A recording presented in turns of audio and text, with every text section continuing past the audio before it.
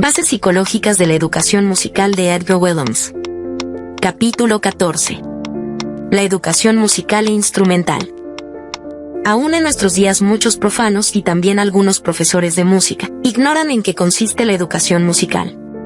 Generalmente los padres mandan a sus hijos al conservatorio o a un profesor particular para que aprendan a tocar un instrumento, piano, violín, flauta, etc.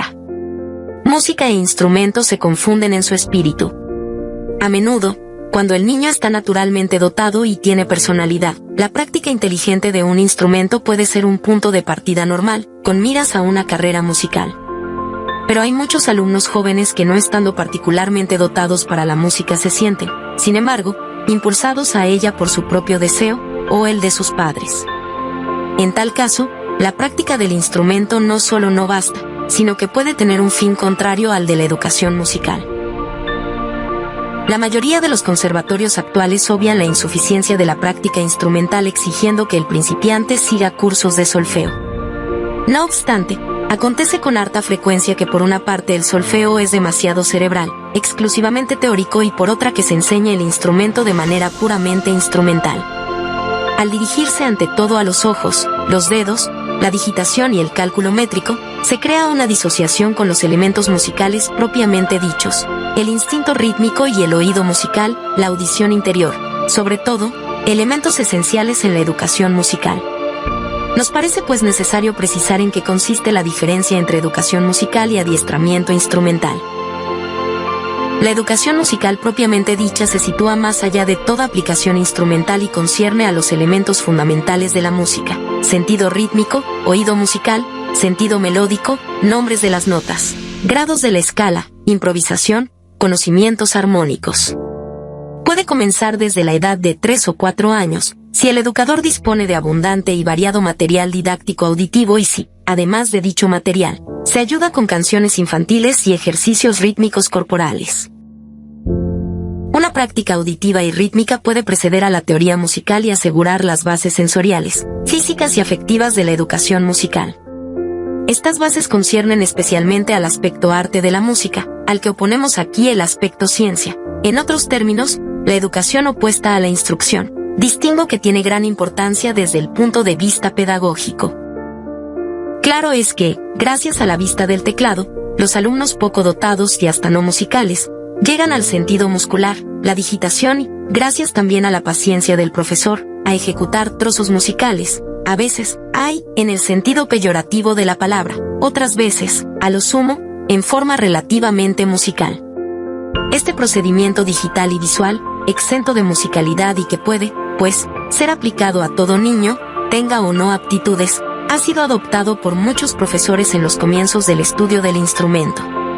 Sucede así que hasta alumnos aptos para recibir una educación musical se contentan, conforme a la ley del menor esfuerzo, con aprender sus trozos de música por el tacto y la vista, dejando a un lado la audición interior y la lectura y hasta, lo que en el primer momento parece inverosímil, los nombres de las notas. El alumno aprende un trozo de música por la memoria, de manera exclusivamente instrumental, sin ocuparse de la musicalidad, que se incorpora, imperfectamente, en el momento de la ejecución. Lo que se produce con ciertos alumnos mal dotados puede suceder, en grados diversos, con alumnos bien dotados, que añaden instintivamente el sentido del ritmo y la memoria auditiva a la ejecución instrumental. Pero el procedimiento de trabajo sigue siendo puramente sensorial. El alumno aprende trozos musicales y no música, y en la mayoría de los casos será incapaz de leer corrientemente de manera musical. Algunos profesores, conscientes del peligro que implica la ejecución exclusivamente sensorial, basan la enseñanza del instrumento en la lectura. El método Duvernois para piano se titula Guía de lectura. Pero con ello otro peligro acecha al alumno. En efecto, es posible leer visualmente, cerebralmente, sin que intervenga la audición interior. El alumno poco dotado auditivamente puede aprender a leer la música y a realizar en el piano lo que lee, sin preocuparse de la audición interior, clave de la musicalidad. La audición no desempeña más que un papel pasivo, enteramente exterior. Por desgracia, en muchos casos la audición absoluta, al reemplazar a la audición relativa, que es la única verdaderamente musical, exime al alumno de profundizar en la audición. Se entiende que la educación musical, en su sentido más completo, comprende la práctica instrumental y, de ser posible, la del canto. Para el estudio de la armonía, el piano o el órgano son casi de rigor. A la inversa, toda educación instrumental debiera completarse con una educación musical.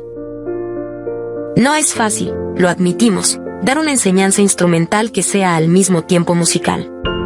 No obstante, el profesor puede trabajar según principios psicológicos que ponen al instrumento al servicio de la música. El alumno del conservatorio estudia, por lo general, solfeo y armonía paralelamente al instrumento.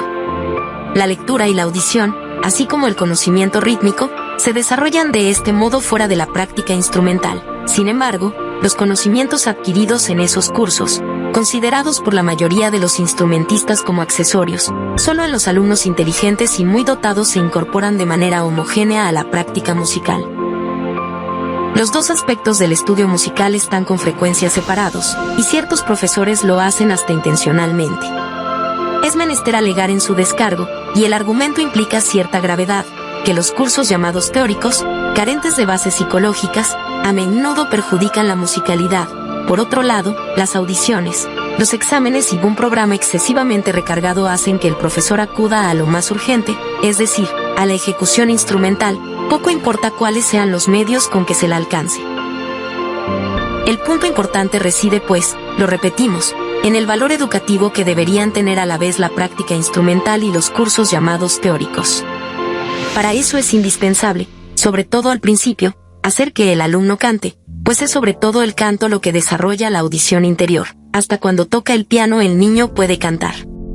En muchos ejercicios técnicos el alumno puede cantar diciendo los nombres de las notas. Así el proceso musical es completo. Une el sonido, el nombre de las notas y la ejecución instrumental.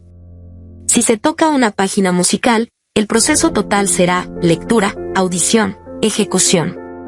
Así se llega a una unidad real, orgánica, psicológicamente verdadera, entre la música y el instrumento. La práctica instrumental puede llegar a ser, de este modo, no solo un verdadero placer o una forma de ganarse la vida, sino también un excelente medio de educación artística y humana, puesto que la educación musical, bien llevada, pone en juego la mayoría de las facultades humanas rectoras. Es dable comprobar, con verdadera satisfacción, que la mayor parte de los métodos modernos de piano, sobre todo en lo que concierne al comienzo de la educación pianística, el caso suele ser menos frecuente para los otros instrumentos, se esfuerzan por unir el instrumento a la música viva, al instinto rítmico y al canto. Unos parten directamente de canciones populares, escritas sobre 3 o 5 notas, y dan las palabras para que el niño pueda cantarlas. Otros, a veces por simple economía de lugar, lo que es lamentable, omiten las palabras. Ya lo hemos dicho, cantando es como el niño llega a aprender, no solo el fraseo, la respiración, sino también los matices. Evidentemente, no debe atribuirse importancia exagerada a la expresión en detrimento de las cualidades técnicas de la práctica instrumental, como, por ejemplo, el toque. De no ser así se corre el peligro de caer en el sentimentalismo, tan desagradable para el oyente avisado. Ciertos educadores confieren gran importancia al ritmo vivido y, para asegurar la corrección rítmica de la música ejecutada por el niño, preconizan el empleo de instrumentos de percusión, que, por otra parte, serán un complemento espectacular, en el buen sentido, de las audiciones. Las obras de Carl Orff, tan celebradas por la Asociación Nueva Música y Educación Musical de Alemania, son significativas en tal sentido, y ya traen una abundante literatura de percusión. Los fabricantes de instrumentos de percusión, por otro lado, han consagrado sus mayores esfuerzos a la creación de un nuevo material de calidad que, por su buena factura y sobre todo por su belleza sonora, contribuye a atraer a los niños hacia la música, tanto más cuanto que el niño, a quien le gusta actuar y moverse, encuentra en ello un medio excelente de dar libre curso a su naturaleza. ¿Acaso es preciso insistir en el hecho de que al mismo tiempo hay en esto un antídoto contra el frenesí de la juventud por el jazz? Entre los métodos de nuevas tendencias citaremos, sin presentarlos como ejemplos perfectos, la intención es a menudo mejor que la realización, los de John M. Williams, Thompson, Diller y Quall, Vanek Frost, en los Estados Unidos, Barbara Kirkby Mason, en Inglaterra, Wilhelm Yalitz y Siegfried Boris, en Alemania. Nos limitamos al piano, por falta de espacio. Como muchos alumnos de conservatorios y escuelas de música jamás serán profesionales, es conveniente darles una educación musical que tenga valor humano. En cuanto a los otros, Una educación musical bien entendida solo puede serles beneficiosa, hasta desde el punto de vista puramente instrumental, pues toda buena técnica debe estar basada en la musicalidad. Y qué decir del lamentable hecho de que los estudios instrumentales realizados en otras épocas no hayan capacitado a los padres para ayudar a sus hijos en sus primeros estudios de un instrumento. ¿Cuántos padres, sobre todo las mamás, han deplorado esta circunstancia y hasta han retomado el estudio de un instrumento, según principios más musicales y más psicológicamente justos? No hay pues que confundir educación instrumental con educación musical, pero es menester asir los lazos por los cuales pueden unirse estas dos disciplinas. Ahora bien, para llegar a una enseñanza homogénea es menester adoptar principios psicológicos que pongan la música y la técnica instrumental en sus lugares respectivos.